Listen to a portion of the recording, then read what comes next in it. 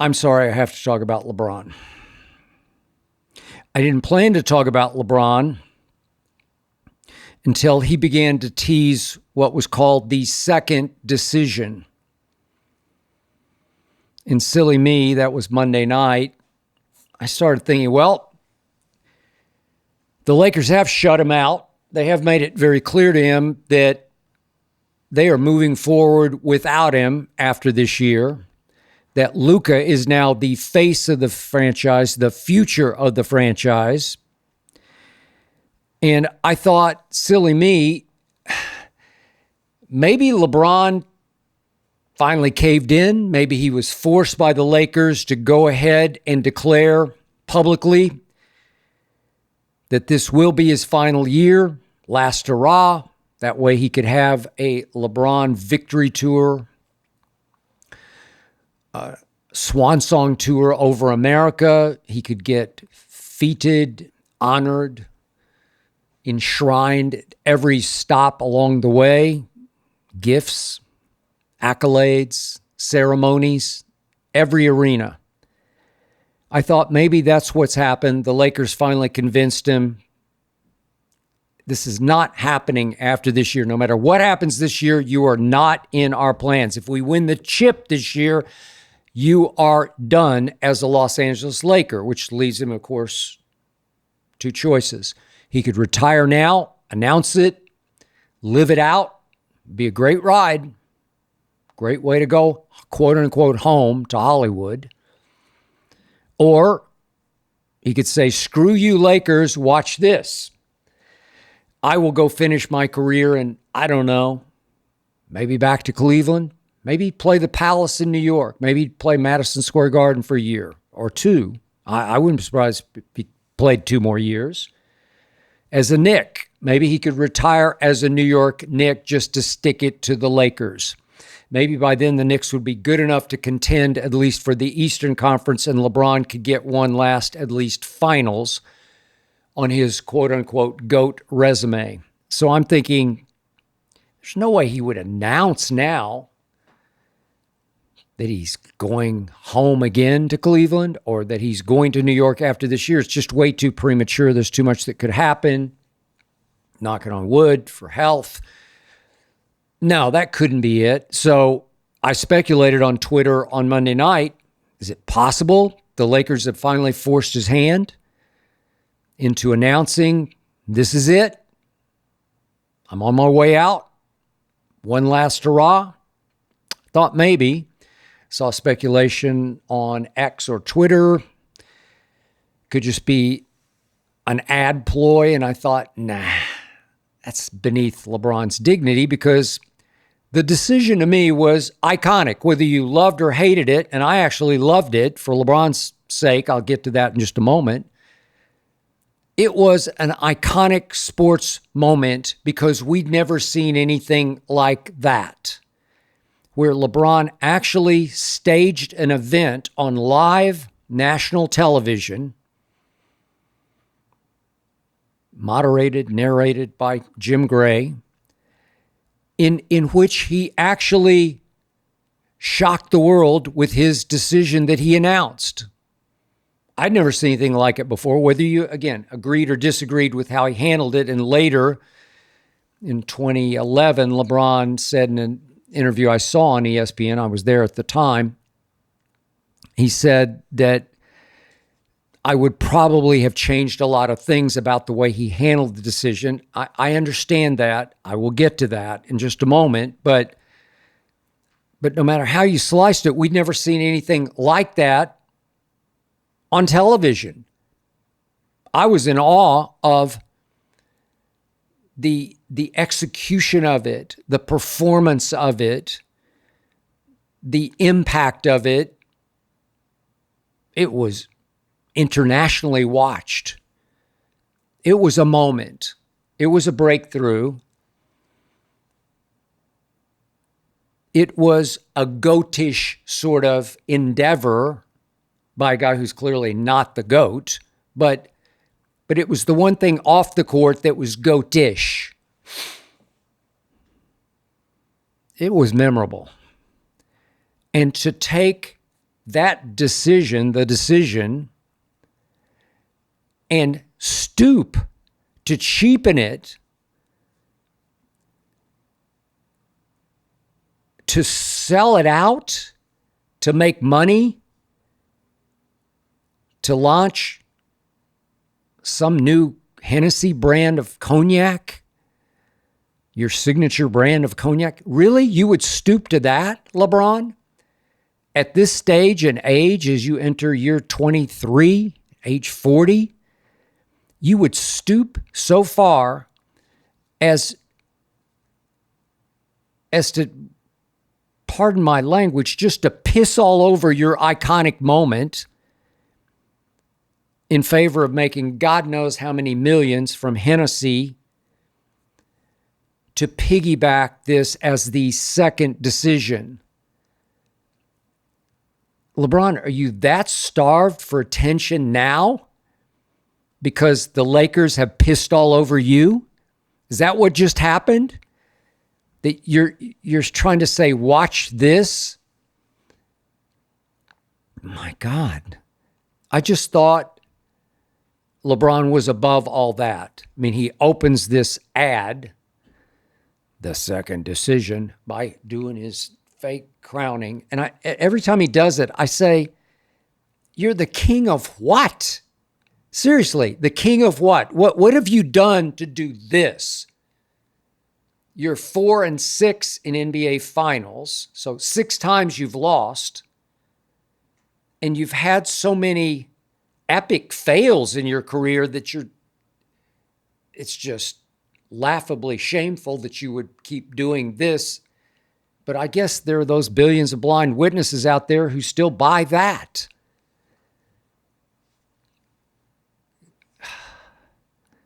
After this, LeBron, after you stooped to abuse your legacy in favor of however millions you made from Hennessy to launch this new brand, what's it called? Hennessy VSOP? Way to go, LeBron.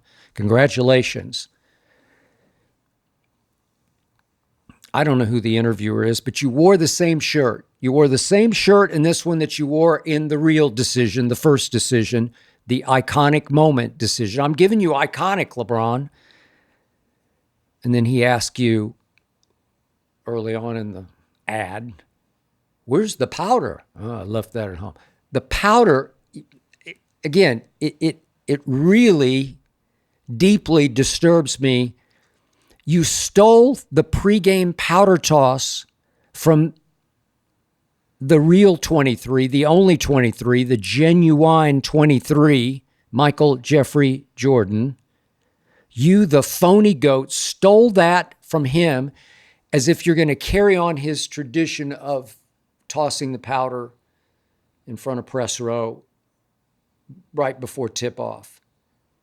You hijacked it as if you deserved to carry on his legacy because you had next. You were the chosen one, as you had tattooed across your back. I don't know, LeBron. This was sorry. This was low, even by some of the standards you set for yourself. This was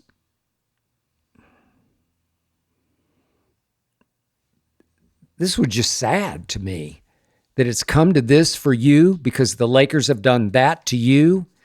And now it sounds like I keep hearing about this injury and that injury, and now they're getting some nerve thing. I don't know. It's just the biggest bunch of phony baloney. You're pouting. You're a 40-year-old man-child. You always have been a man-child. You're still like a little kid to me. And you still play with little kid joy when you finally do get on the basketball court. But you handle yourself with childish diva. And now you're always hurt. You're not gonna play in the preseason. You're out for the preseason. Okay, we get it. You're saying I'm going to literally take my basketball and go home. That's what you're doing right now. You're just saying, I won't participate. I'm not going to give you this because you won't give me anything. You won't extend my contract. You won't pay any homage to me. You won't treat me with any respect anymore. So I'm going to retaliate as I pout, sulk. I'm going to get even with you by saying, I got a little of this, I got this groin thing, and I got this and that. I can't, I'm not going to play any preseason. You're going to show them that you have 1 foot in and 1 foot out. And I assume that's going to go on into the real season, to the regular season, to the games that count.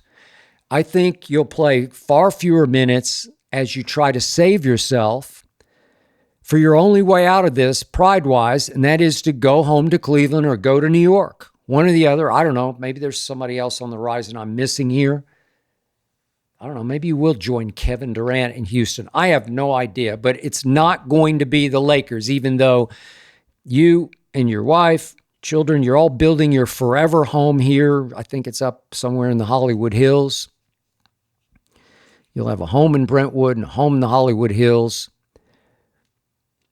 Your career now is in Hollywood. You were born to play Hollywood. And I know it's tearing you apart because the Lakers have you by the basketballs, so to speak. They know you're Hollywood. Once you live, I'm speaking to you from Los Angeles. I know LA. I did a stint here just soon after college back in the 1970s. And I just said, hey, if I ever get a chance, I'm going back there. I want to spend the rest of my born days there. And I got a chance to go back to FS1 in 2016, and I'm still here. Now I'm doing Arena Gridiron. You can find it, by the way. Just go to the YouTube channel, The Arena. It's shot at the home of Gilbert Arenas out in Woodland Hills. We're here. I'm here. Show is taking off. Excited about it. Dropping anchor here.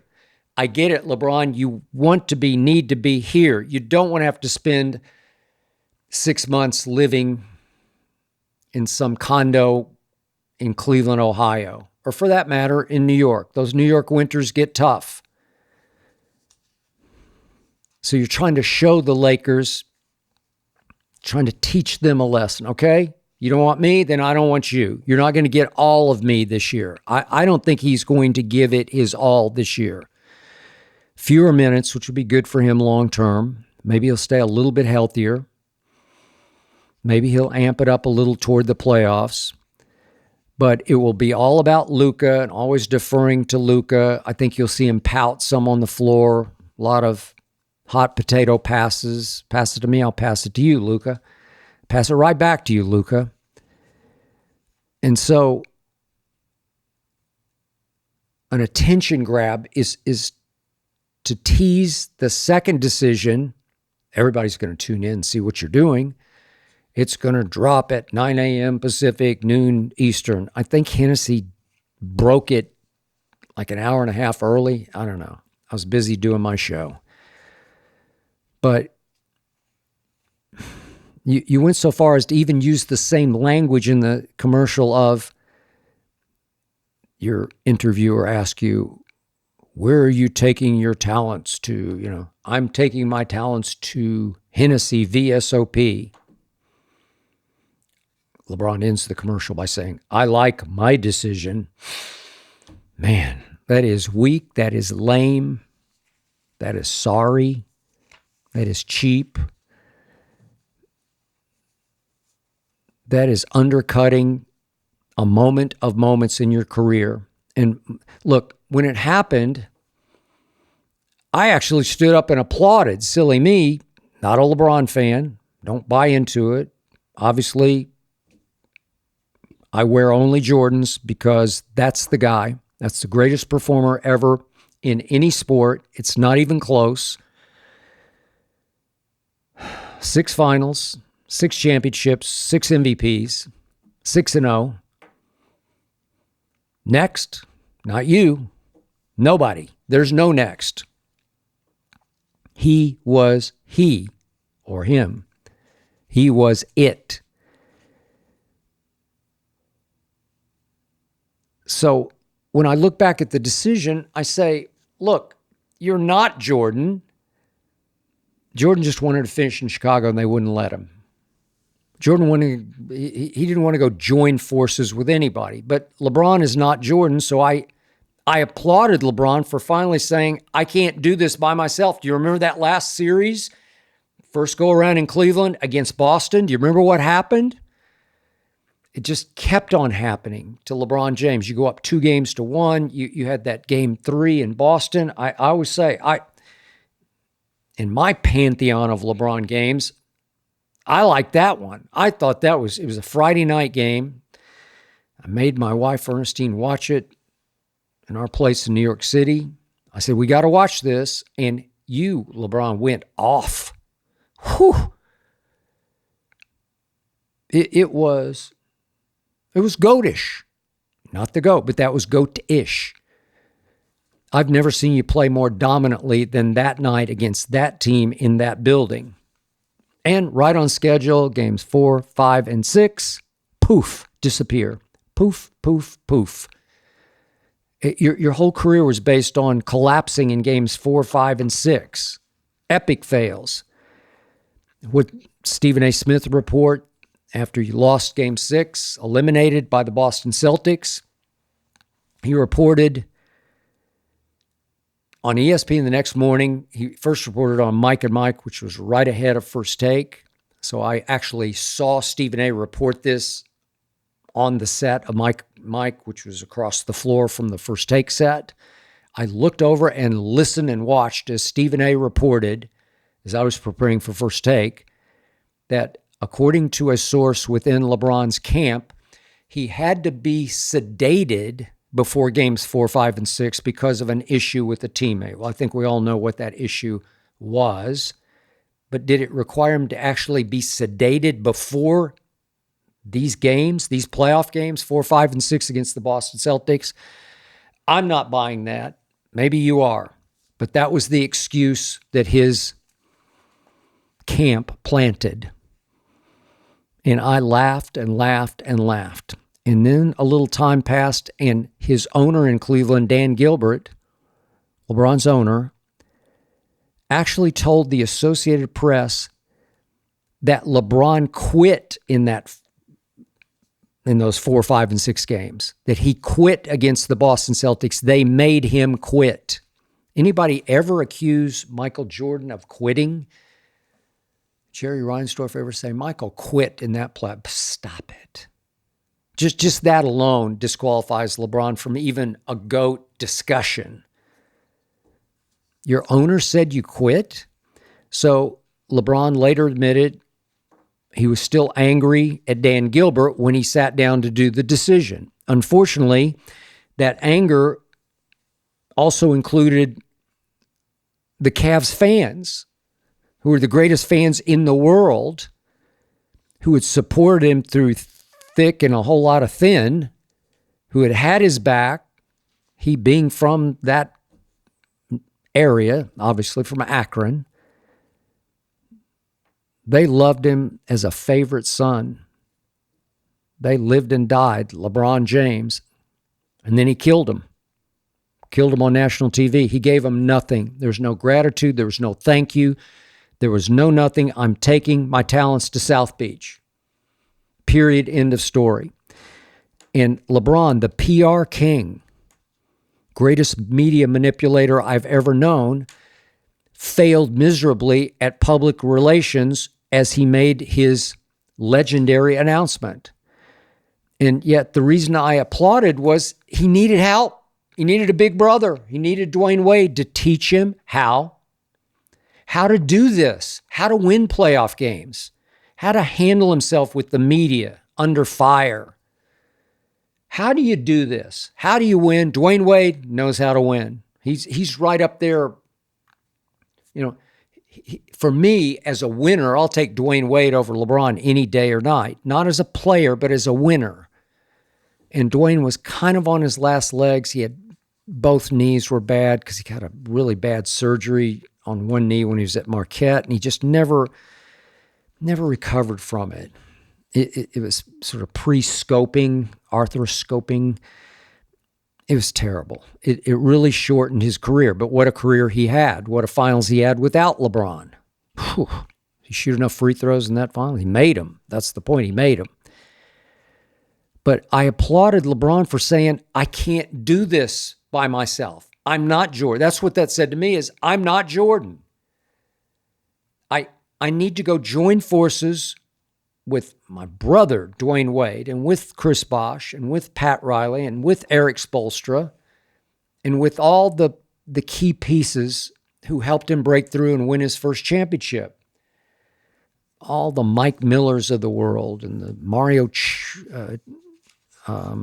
Chalmers of the world. Who am I saying? Yeah. All the set pieces that they had in place, that they had so many. Remember Mike Miller in the closeout game against the Thunder? Was it game 5 in Miami? My God, what did he make? 7 of 8 threes? You need that. And Pat Riley provided that. It was beautifully put together. Pat Riley taught LeBron a lot, even though LeBron turned on him in the end. So they ended up burning his jersey in Cleveland, a lot of those fans, just because he handled it so poorly. And obviously they lost their favorite son. I got that. But in the end, if you step away from it and look at it hard, you say, that was smart. I mean, where would he have been without the decision that he made? It was beautiful. It saved his career. And then in the second finals, Ray Allen saved his, speaking of set pieces, speaking of complementary players, Ray was the backside of his career, but my God, did Ray Allen not save LeBron's career? Truly, without the greatest clutch shot I've ever seen, LeBron would now be 3-7 in the finals. It was shot of shots, forced overtime. Game 6, 2013, in Miami. Heat fans fleeing into the night, cordoned off around the court, ready for the Spurs championship celebration, trophy presentation. We're up, what? I was a Spurs fan at that point. We're up 5 with 18 seconds left. Baby Kawhi missed a free throw. Manu missed a free throw. LeBron's just choking his guts out in game 6. Just choking his guts out. He has 3 unforced error turnovers in the last 3 minutes, but he had 2 in the last minute. And then even though he'd made some shots in the fourth quarter, I give you that. But then the shot of shots is the one to tie with, I don't know, what is it, 8 or 10 seconds left. To LeBron's credit, he at least took the shot, but of course he LeBricked it. No clutch gene. Just the poor man was not born with the clutch gene. Long rebound out. I don't know why Tim Duncan was on the bench. You'd have to ask Coach Popovich that question. I didn't get it. For defensive purposes, I don't know. I don't get it. But Chris Bosh bounds out for the long rebound. And to his credit, Chris Bosh, high basketball IQ, immediately whipped a perfect pocket pass to Ray Allen, who somehow got his feet just barely back. He had to sort of back to the line, the three-point line in the deep corner. And it was just nothing but net right out of his hand. I just knew it. I just knew it. I saw it. I felt it before it happened. Overtime. And my Spurs could not pick themselves up off the mat. Not for the overtime, not for Game 7, even though we sort of hung in Game 7. Saved his legacy. So my point is that, way to go, LeBron. That was beautiful. You did that. You got your 2 championships. Then the next year, the Spurs, I know Dwayne's on his last legs by this point, but 2014, the Spurs got revenge by blowing out LeBron's Miami Heat by a record finals margin. It was a complete and utter wipeout, but it's 1-1 going back to Miami. I dare somebody to go look at the tape of these games, because I watched them both closely and then watched them again. Those 2 games in Miami, LeBron, maybe he was sedated. I don't know. Maybe he got sedated. Maybe he had an issue with a teammate in Miami too and got sedated before games 3 and 4 in his house. South Beach, Miami. Took his talents. He took them nowhere. I don't know where he took his talents in those 2 games because he just disappeared. He just shut down and locked up the way he had in the first finals. You remember the first finals in Miami? They got there thanks to Dwayne Wade, Chris Bosh, and they go up 2-1. LeBron makes his list in his hotel room, reportedly. I think Stephen A. reported that one also. Made his list. These are the people I'm going to say, I told you so to. These people. Number 1 on that list was me. Number 1 was me. That's after 2-1, up 2-1 at Dallas. You know what happened? Right on schedule, games 3, 4, and 5. LeBron was abominable in those 3 games. Just completely shut down. Chosen one became frozen one. We saw that a lot in his career. Even last playoffs, same thing. 1-1, going to game 3 at home. Look what LeBron did. I dare anybody to go look up the fourth quarter stats from games 3, 4, and 5 of last year's first round playoff series against the Minnesota Timberwolves, who were the underdogs, solid underdogs in that first round against Luka and LeBron. In fact, USA Today just came out with its new ranking of players. Only one team in all of basketball had 2 top 10s. 2 top 10s, says USA Today. LeBron was, I believe, 8th, and Luka was 4th on that list. 8th and 4th. So LeBron's still, according to USA Today, a top 10 player, even though the Lakers have said, nope, we don't want that anymore. And a big reason they said no was Rob Pelinka carefully watched games 3, 4, and 5 last year, and Luka wasn't much better. But LeBron tanked, man. He just disappeared. He froze up, closed up. Looked like he kind of gave up, especially in game 5. It was just hard to watch because no clutch gene. He's not that guy. Obviously, extremely talented, not that guy. But I actually loved the decision because I loved the way he did it. It was performance art. Even though he didn't say the right things, he did the right thing. He did it for an international live audience, and he chose to take his talents to South Beach. I didn't condemn Kevin Durant. He's going into year 10. As he told somebody close to him who told me, he decided he'd never win a championship in Oklahoma City with Russell Westbrook as his primary decision maker. Bingo. I was saying that all along. Did I condemn Kevin for joining forces with Steph and Draymond and Clay?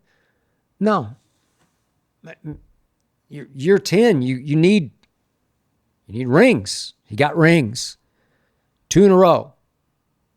Game 3s, he took over. LeBron's house.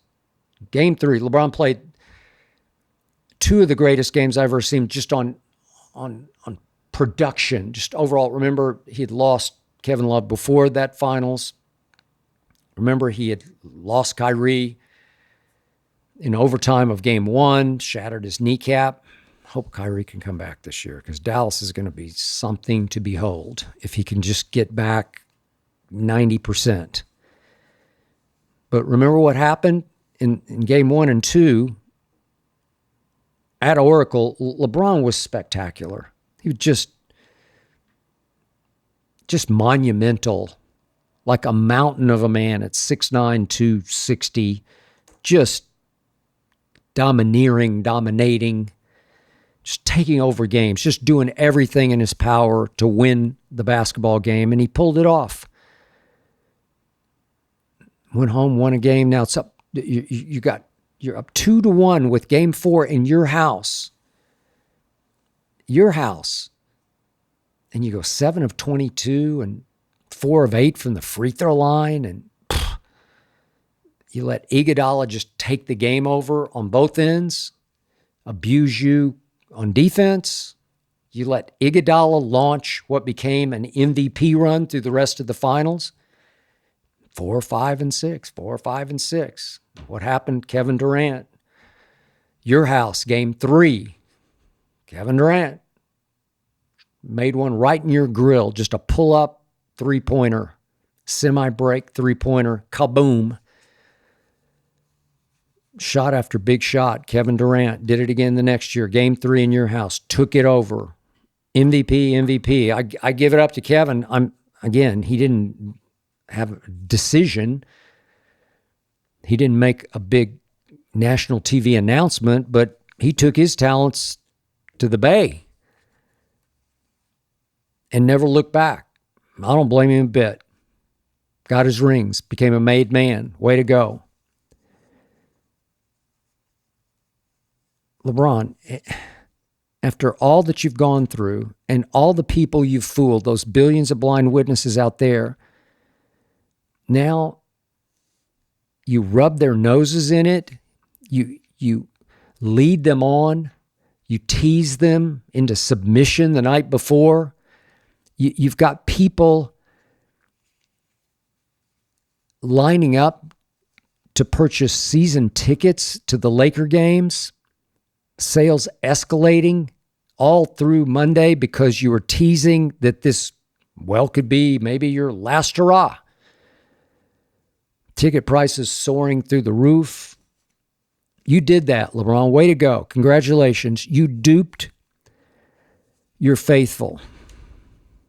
You duped them all. You used your iconic moment. Your most iconic moment to me was the decision. It was a combination of basketball and entertainment. Brilliant. I don't know if it was Maverick Carter's decision. Maybe Rich Paul had something to do with it. Maybe you had something to do with it. Maybe you got your 3 great heads together. You all got great brains. And you came up with a brilliant idea. Let's announce this to the world on live national TV. And then you come full circle in year 23, that magic number, you being the phony goat, and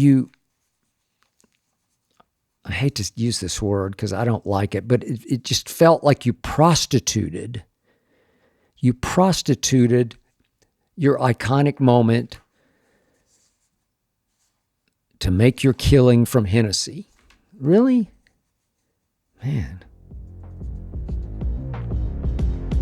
As much as I doubt you, LeBron, I thought you were better than that.